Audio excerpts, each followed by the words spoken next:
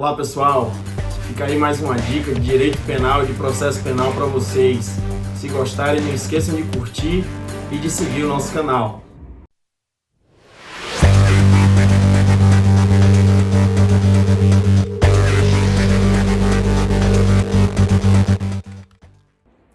Olá pessoal, vamos dar sequência à nossa série de vídeos sobre as justificantes no âmbito do estudo da ilicitude.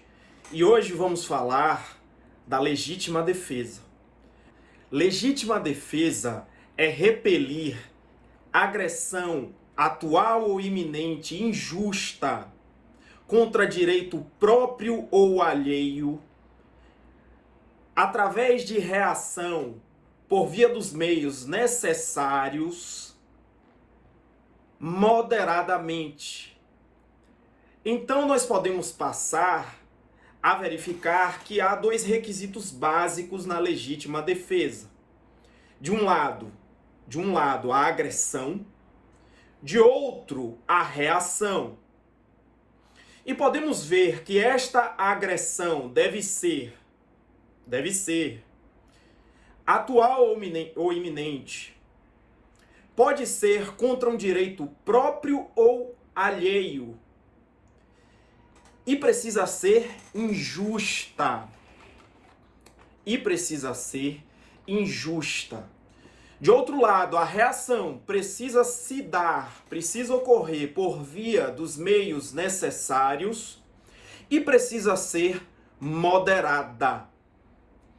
Com isso nós podemos passar a análise detalhada de cada um destes elementos. Vamos começar pela agressão.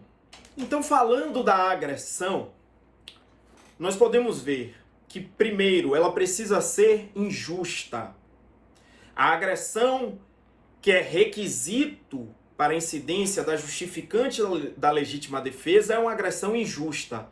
E o que significa isso? O que é uma agressão injusta? Injusto é uma palavra que é utilizada no direito penal para significar fato típico e antijurídico. Então, injusto é uma palavra que tem um conceito técnico específico, fato típico e antijurídico. Há quem entenda, portanto, há uma corrente nesse sentido, para a qual a agressão injusta é a agressão típica e antijurídica. Acerca do conceito de fato típico e do conceito de antijuridicidade, remeto vocês a aulas anteriores, vídeos que estão, inclusive, nas playlists, que já estão aqui no nosso canal, para que vocês possam entender melhor tais conceitos. Mas o fato é que, em relação à agressão injusta, que é requisito para incidência da justificante da legítima defesa, há quem entenda, a primeira corrente, que o fato praticado precisa ser típico e antijurídico. Por outro lado, há quem defenda que a agressão injusta é tão somente a agressão contrária ao direito, não se exige a tipicidade e a ilicitude do ato praticado. E nesse sentido, é interessante lembrar do princípio da fragmentariedade do direito penal, segundo o qual, em linha sintética, todo ato criminoso, todo crime é um ato ilícito, mas nem todo ato ilícito é um crime. É requisito ainda para incidência da justificante da legítima defesa que a agressão seja atual ou iminente. Ou seja, é dizer, o indivíduo que está se defendendo, no sentido técnico, está sendo agredido ou está a ponto de ser agredido. É isso que significa agressão atual ou iminente. É isso que significa agressão atual ou iminente. A agressão passada, por exemplo, não pode se confundir com legítima defesa. Legítima defesa não se confunde com vingança.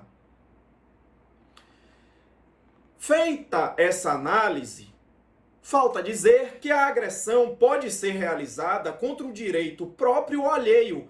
É dizer, o ordenamento permite que nós efetivemos a defesa em favor de um direito alheio. Não há legítima defesa, portanto, só em relação ao direito próprio. Eu posso, em legítima defesa, defender um terceiro.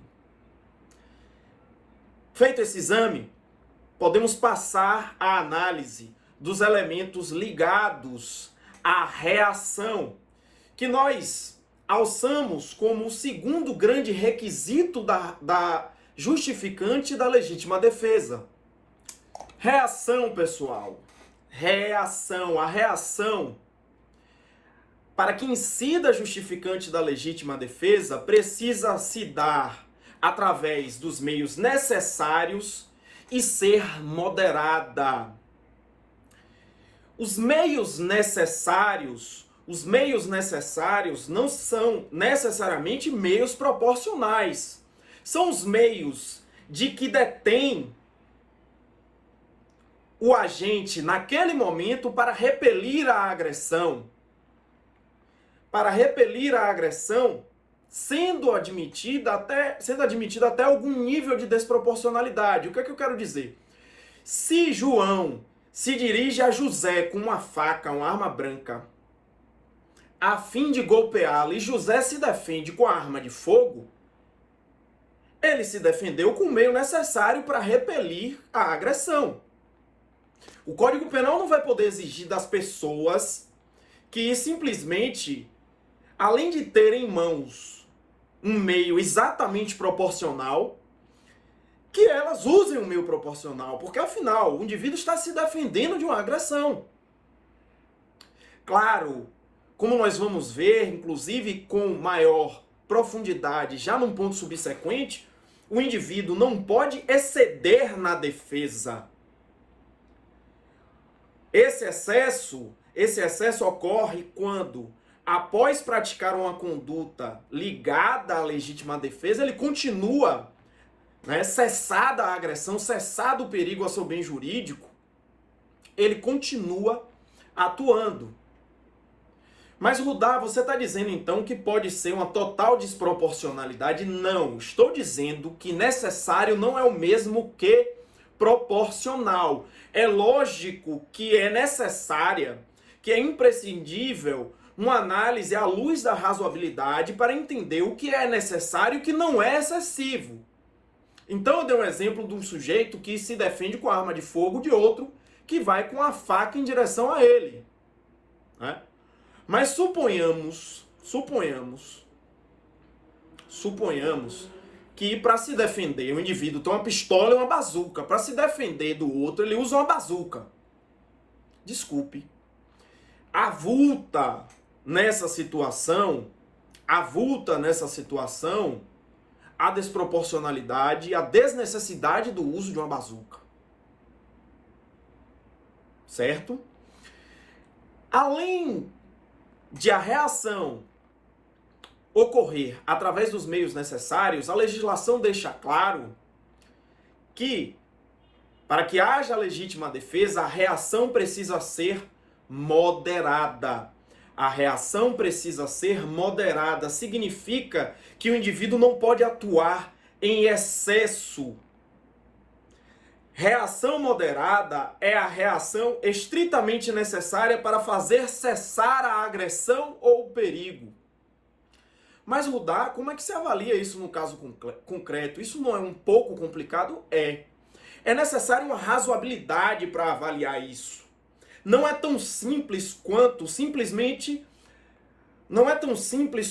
tão somente examinar a quantidade de tiros, por exemplo, de que o indivíduo se valeu para repelir uma facada. Por quê? Porque muitas vezes um disparo de arma de fogo não é capaz de fazer cessar uma agressão. Então, é necessário uma razoabilidade, uma análise cuidadosa dos casos concretos para avaliar se a reação foi moderada ou não. O que ocorre é que a reação desmoderada ou a reação exacerbada pode configurar um verdadeiro crime. Um indivíduo que está com raiva do outro, então decide matar o outro indivíduo, aquele responsável pela agressão inicial, com dolo. E isso fica claro, o fato de o legislador, a legislação, repelir este tipo de conduta, fica claro através da leitura do artigo 23, parágrafo único do Código Penal, segundo o qual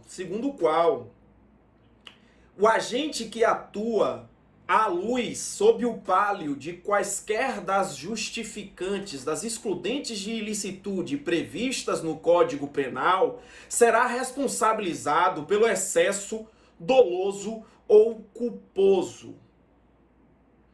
E aí vale uma observação, fica uma dica. Na doutrina, há quem defenda que não é possível a responsabilização nos casos de excesso derivado de medo. O indivíduo atua em excesso, portanto, nesses casos, excesso derivado de medo, pessoal, porque teme a continuidade da agressão. É dizer, na mente daquele indivíduo, a agressão ainda é atual, ele tem medo. Por isso continua. E a gente vai falar um pouquinho mais disso quando examinarmos a questão da legítima defesa putativa nos pontos subsequentes. Então, em linha de síntese, para a gente fechar os requisitos que estão previstos na lei, no artigo 25 do Código Penal, atua em legítima defesa aquele que repelir injusta agressão atual ou iminente, a direito próprio ou alheio, por via dos meios necessários, moderadamente. É necessário, é imprescindível falar que, doutrinariamente, além destes requisitos que estão expressamente contidos no artigo 25 do Código Penal, se exige um elemento subjetivo para que se fale na incidência da justificante da legítima defesa. Como assim elemento subjetivo? Vejam, quem atua em legítima defesa precisa acreditar que está se defendendo e não praticando o crime. No ânimo do sujeito, no âmbito da intencionalidade do sujeito, há, portanto, a convicção de que se está numa situação de legítima defesa. E por que isso é relevante? Por que isso é relevante? Porque nos casos de excesso, por exemplo, derivado de raiva, fica clara a intenção de agredir e não de se defender. Resta ultrapassada a intenção de se defender. A intencionalidade do agente é relevante ainda quando nós examinamos a questão da legítima defesa provocada e da legítima defesa putativa. Então, requisito subjetivo. O requisito subjetivo não está na legislação, mas é imprescindível para que incida a justificante da legítima defesa.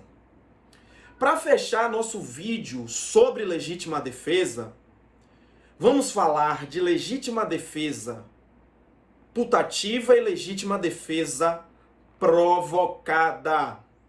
Primeiro, legítima defesa putativa. Anota aí, coloca no seu material.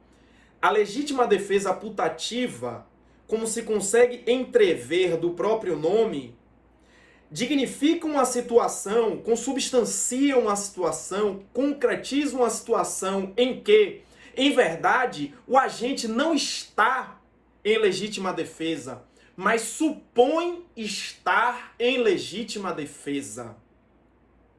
Supõe estar em legítima defesa. A legítima defesa putativa é, portanto,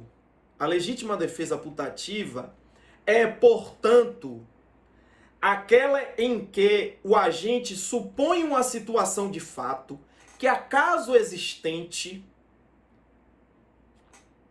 permitiria efetivamente a incidência da justificante da legítima defesa. É uma hipótese de discriminante putativa. O sujeito acha que está em legítima defesa, mas não está em legítima defesa. Supõe uma situação de fato que, acaso existente,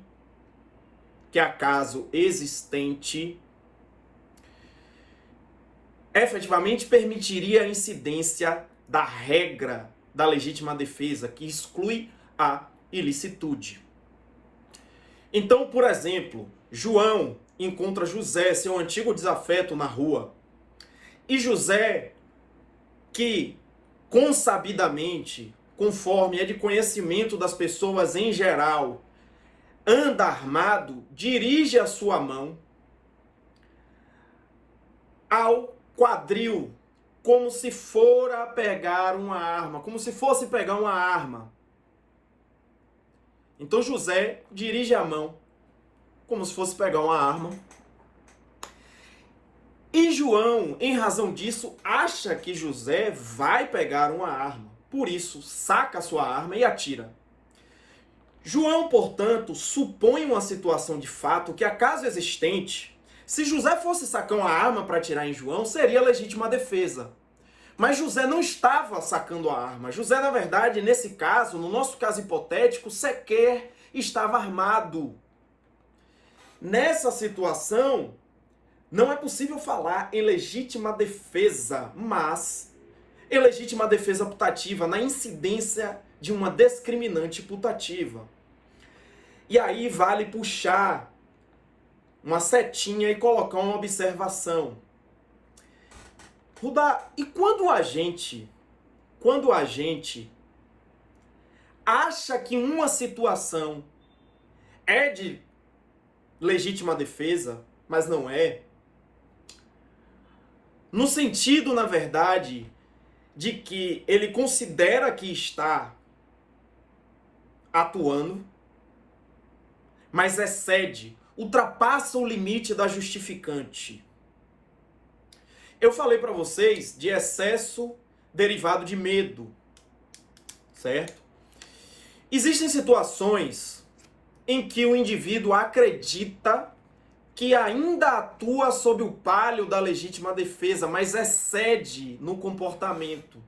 Nesses casos, a doutrina diz que há o chamado erro de proibição indireto.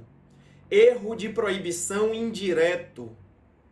Ou discriminante putativa por erro de proibição.